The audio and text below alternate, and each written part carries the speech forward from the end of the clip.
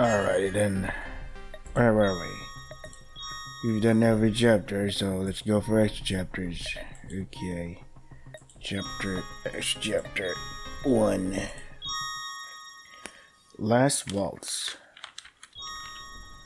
Morishige.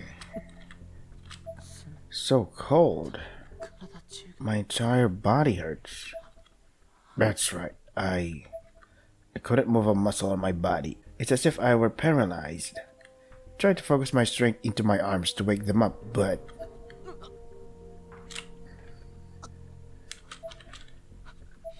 my left arm seems to be broken. The areas in the most pain are my left arm and the left side of my head. My shoulder seems to have taken some of the brunt as well. I lay on my stomach and turn my neck, the one muscle still mobile for me, to see an immediate environment full of broken branches and crushed leaves. Looks like I got caught on some branch's end. My ribs may be broken as well. What an ungraceful sight I must be, and utterly helpless to boot. I mustn't allow Mayu to see me in such a state. Mayu. Please, don't look at me. Stop staring at my insides, lol. Shake, please. So hilarious.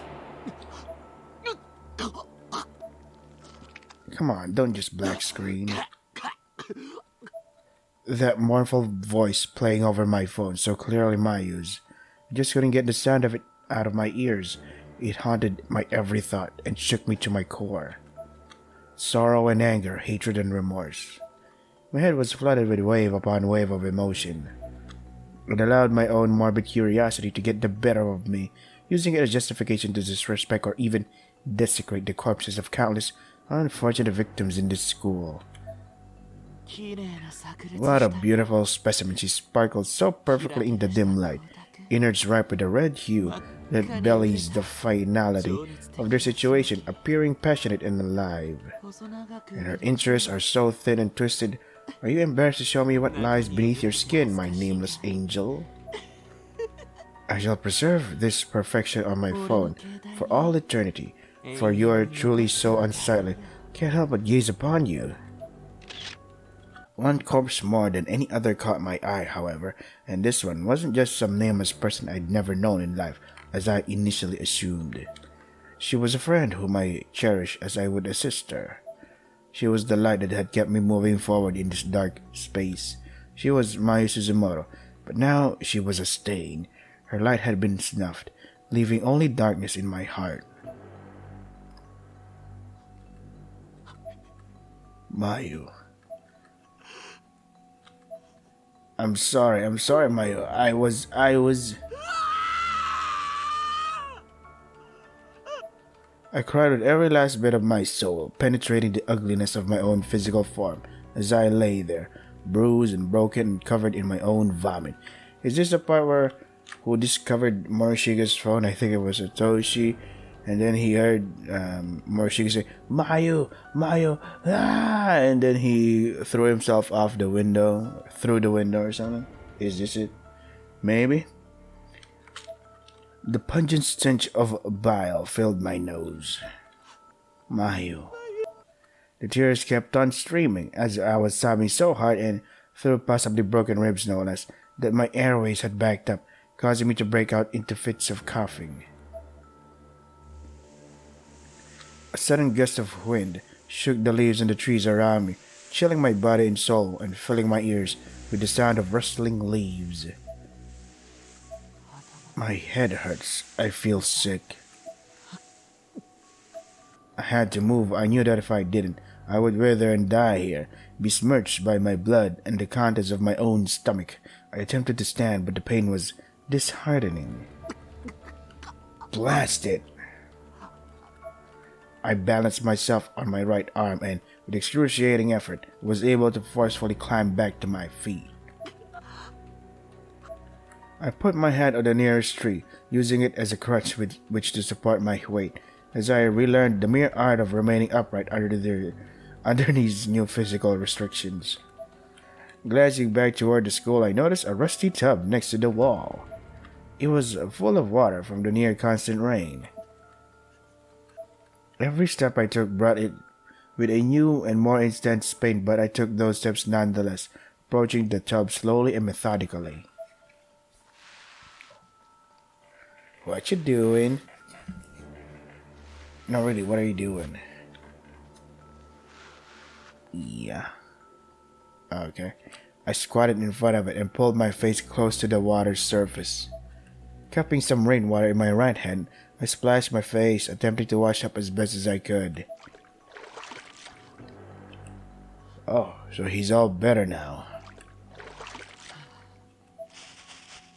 Another gust of wind shook the tree branches, but this time brought with it a gift, a large plastic bag which somehow found its way to my foot and got itself caught thereupon. I stared at it for a time, pondering what paltry favor fate had brought me, but ultimately chose to keep it on my person as I painstakingly made my way back to the school building. So he got healed up? I entered through the connecting corridor between the main building and its annex, and resumed my wanderings through the dark, empty halls. The only sound I could hear was that of my own footfalls. From whence does this foul odor emanate, if not from all corners of this place? And just how many living, breathing human beings remain within its walls? Machida, Kishinuma Nakashima Shinohara, the class rep, Miss Yui, Machida's sister. I haven't seen any of them for quite a time now. Yeah, because you're outside the school. Wait, no one ever says Ayumi's name except for, what's his name, Kishinuma? No, he's like Shirazaki or something like that, yeah. No one calls Ayumi by her first name? Am I the only one? Have they all perished? Am I the sole survivor? It isn't an unreasonable proposition. Surviving in a place like this requires no small amount of determination. I peered into a random classroom through its broken door. The first thing I saw was a hefty stack of corpses, each wearing a sailor-style school uniform. Okay. Bodies here as well. I don't recall them from before. Such an odd space this is, devoid of day and night alike. It's as if time has stopped, though it clearly hasn't. Corpses decompose here as anywhere else, eventually turning to bone. This truly is a wretched place. Perhaps I'll be among the rotting masses tomorrow. As I walked along the old run-down halls, a scent not unlike rusted steel began to graze my nose, growing stronger and stronger as I approached my destination. And then there I was, the point where the hall formed an S shape. And there it was, again, an unmatched sight that would turn an ordinary man's stomach. Fortunately, mine had already been turned, twisted and thoroughly emptied, freeing me to enjoy the view. What? Oh. Sorry I'm late. I've come to pick you up, Mayu. I knelt before the splattered chunks of human flesh on the wall, as if in reverence, and opened the large plastic bag fate had bequeathed me. What you doing? Are you eating, Mayu? There you are, Shig. What on earth kept you? Injuries, pain, near death, something like that. I wasn't the only one waiting, Teach wanted to see you perform too. It's like I said earlier, your acting is always so dazzling and full of life, whether I'm sitting right next to you or watching from afar. You flatter me. Not at all, I just don't want you to miss your big chance, I'm sure there's lots of crap to deal with, but, well, just think of it, there's an equal amount of good that would come of it too. And it wouldn't just be for you, but for those of us who feel energized when they see you act, like me. So come on, let's go. I know you can do it. When I was young, I was highly prone to sickness, which resulted in me spending an inordinate amount of time home alone. My parents were so busy, they rarely ever had time for me. So I've learned that when I know my expectations aren't to be met, I'm better off expecting nothing from the very start. This guiding philosophy made it easier for me to cope with the time I was forced to spend by myself. And ultimately, I came to perform my own company, willfully locking myself away. Generally, when one's child behaves in such a manner, a responsible parent would exhibit some sign of worry, no? But mine did not. My father is a doctor, so his time at home was always at the premium. And in the rare instances we would joke, he would only ask questions of me. It's as if I were just another of his patients. To me, he was less a father, more a physician.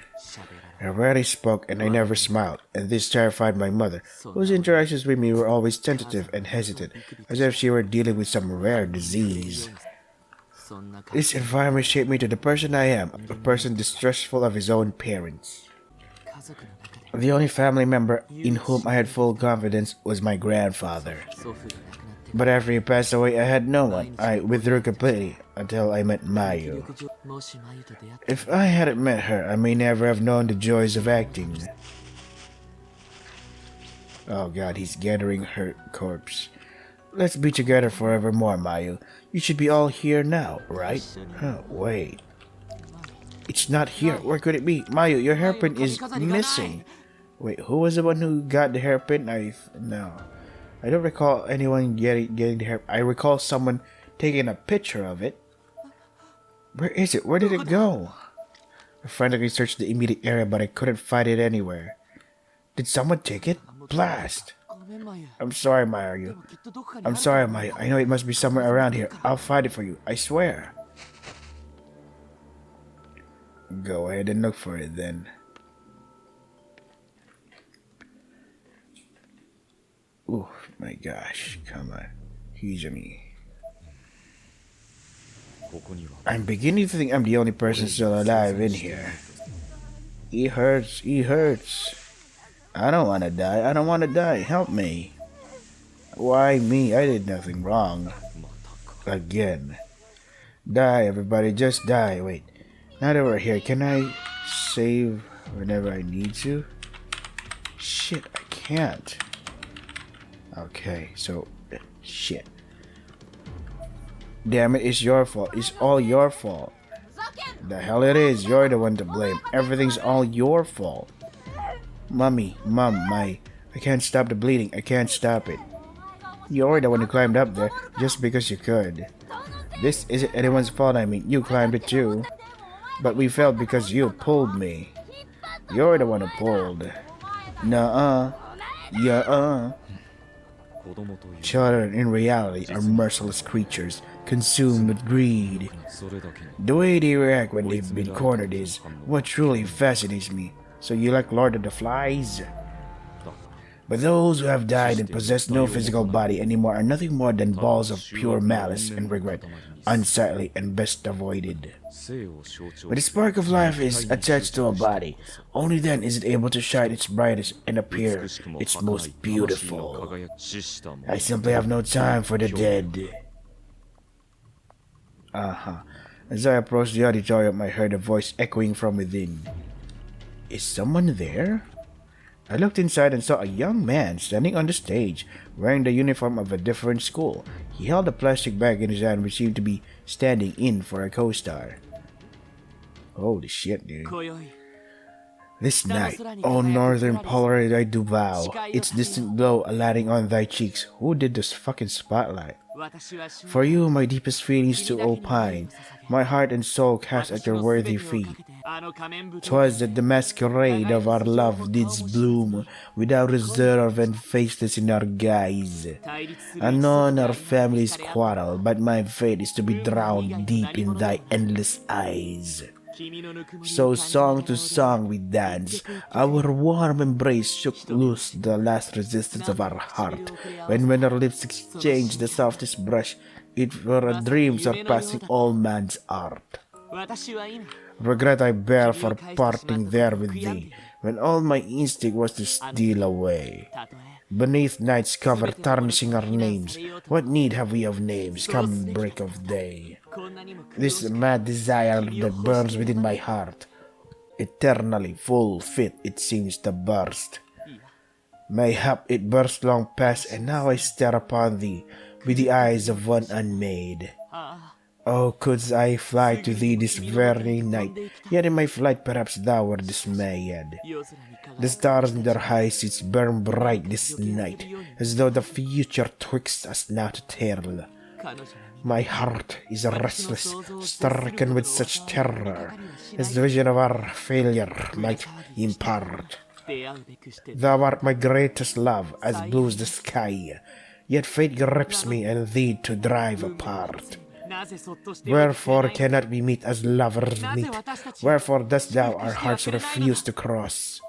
Answers, I implore you, stars above, why tormentest thou us with so hard loss? Her hands, her feet, her lips, her being in whole is perfect, Eden sculpted by God's hand. The lily's purity exposed laid bare, that predators may force their way within. To call myself a guardian, to possess another, as my own desire demands, call it sophistry or what thou wilt, for all else I may be, am first a man. And as a man descended from Adam's skin, this impure flame is kindled here within. Alas, her smile was once enough to stay these demons howling, clawing at my breast. But daily grow these feelings, and those smiles which one would soothe me, now confirm no rest. What match is there for touch, for talk, for taste, to soak thee in like venom through the skin?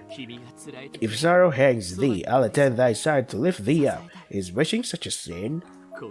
I'd love thee even if 'twere from afar, or if all men deride me with contempt. If be my hands corrupt, I'll chop them off. If be my tongue corrupt, I'll scoop it out. If my eyes should defile you, out they come, all sense is naught. If thou departest from me, on bended knee I beg of thee to spurn. All others who would court you, turn in turn. If not, I pray thee, one last favor grant, allow my lips once more to touch thy hand. The man slowly, painstakingly dropped to one knee, as his soliloquy, is that I pronounce it, suggested he would. He began drawing his lips toward the plastic bag until I made him realize he had an audience. Who's there? Not a bad performance. I had no idea you were such a skilled bard. You're Kizami, was it? You remembered my name. I'm flattered. I never imagined we truly would meet again, however. I suppose those of like mind have a certain bond in here. Don't lump me in with you. I'm not like you at all. Your knife. It has blood on it. Oh my, I forgot all about that. That's right, your interests lie in taking photos of the dead with your phone, don't they? Secretary Morishige from Kizami Academy High School, if I'm not mistaken. I see, so you were watching me after all. Far be it from me to criticize your pastime. Getting excited by the sight of corpses is certainly unique. Well, I suppose there's no harm in you knowing. Taboos don't exist in a twisted land such as this. Very true. It's up to each of us how best to use the time we have left in here. And you've chosen to run around killing people with yours? Oh, come now. You speak as if I'm some kind of serial killer, but I only kill those who catch my interest. A rose by another name. I'm sure those have caught your interest thus far, but have no qualms calling you what you are. You speak as if this doesn't concern you. I see. Am I a person of interest then for your amusements? Let's just say you're a contender.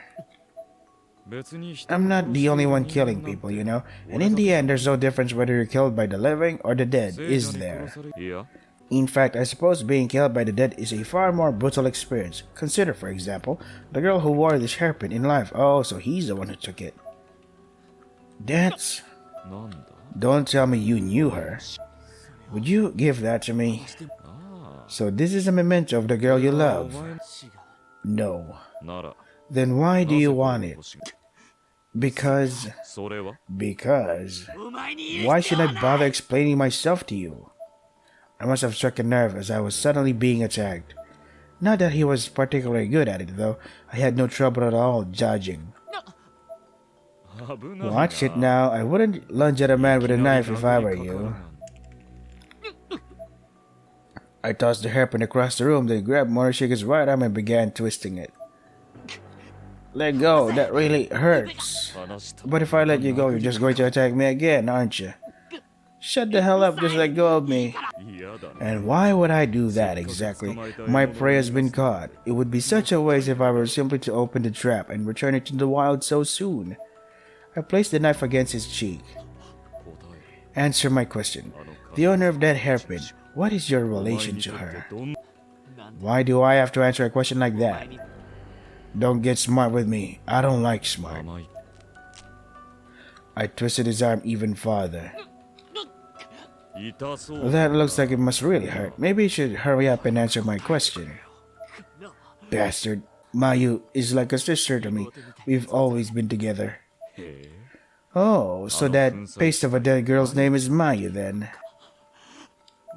Mayu's not dead. Mayu's not dead, she's not.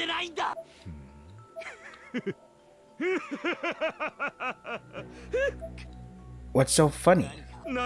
So funny, are you honestly telling me that girl smeared on the wall isn't dead? One little stab in the gut is usually enough to take someone out, you know. Life is fragile enough even when it's mostly intact. But that's not even recognizably human anymore. How exactly is she not dead? Mayu's alive, I know she is. I heard her from my phone, I heard Mayu's voice. She's alive, look, she's right there. Are you telling me that bag? I just couldn't find her hairpin, so for that I'm very grateful. Now let go of me. Clearly attempting to ignore the pain in his arm, Morishige bent and contorted his body until I could no longer hold onto him, eventually shoving me out of his way.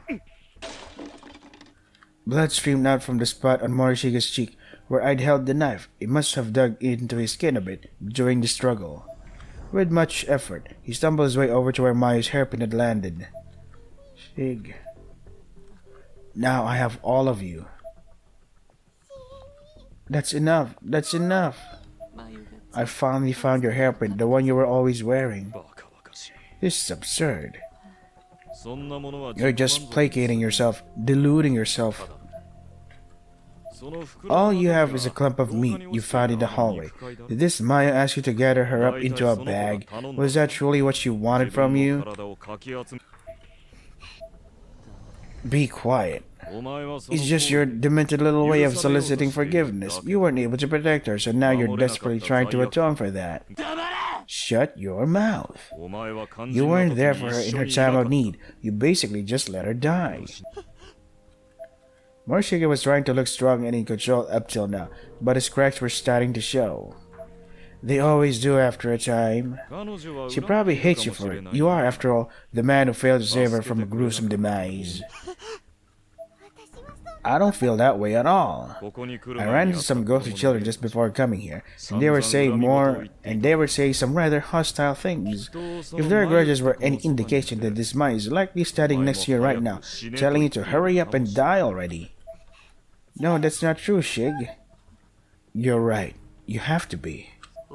I couldn't protect her. I let my precious Mayu die. It's not your fault. It's not your fault. It was all me. I was the one who felt bad for those children and let myself get trapped by them. I was so lonely, so very lonely. I just needed someone to talk to. I should have listened to Shinozaki and Kishinuma. I would have been happy if I had just been able to see you one last time, though. She meant so much to you, and yet you allowed her to die, all alone. From this point on, you'll need to live with the guilt of that failure until the day you die. Or you can atone for your sins and take your own life, in which case I believe I can be of assistance. Stop! Mayu. I want Shig to live. Don't speak for me, you awful man. You don't know how I feel. Mayu. I loved you, you know. I was always too embarrassed to say it, but if I'd known this is how things would end, I would have... That's right, I don't want you to wind up like I did, okay? Morishige stared at my knife for a time, then reached out and grabbed it. Don't do it, Shig. Seppuku. I'm sorry I couldn't protect you. I love you.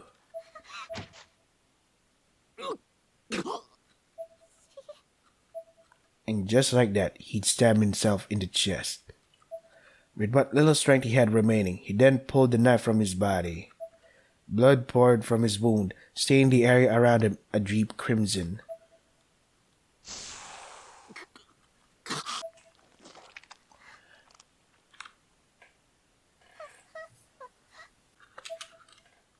Please, no, no.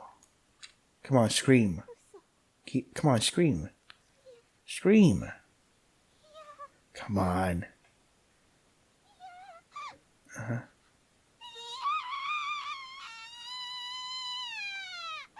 Damn, what a terrible build-up. Mayu, let's be together. Morishige fell to the floor, his eyes still wide open once he'd stopped breathing. Slowly walked over to his body. I then removed my knife from his hand and shook the blood from its blade. Death is what divides humans.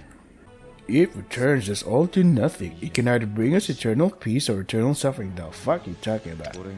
I'm glad this would come in handy. So tragic and so beautiful. Was the melancholic waltz we danced here today, Morishige? Fucking asshole. Is that end? Is that it? Is that how it ends? Oh, this sucks. I can't save whenever. Oh boy. I don't think I can play extra chapter 2.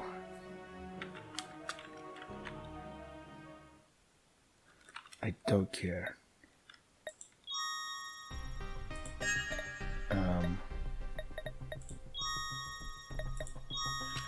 Okay, so 2, 3, 4, 5, 6, 7. So yeah, I think I'm gonna end it here.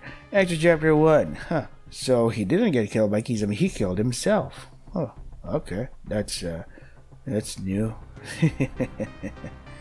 Well, at least we can see how devoted he was to Mayu, and Mayu's like, still don't care for them though. I still don't care.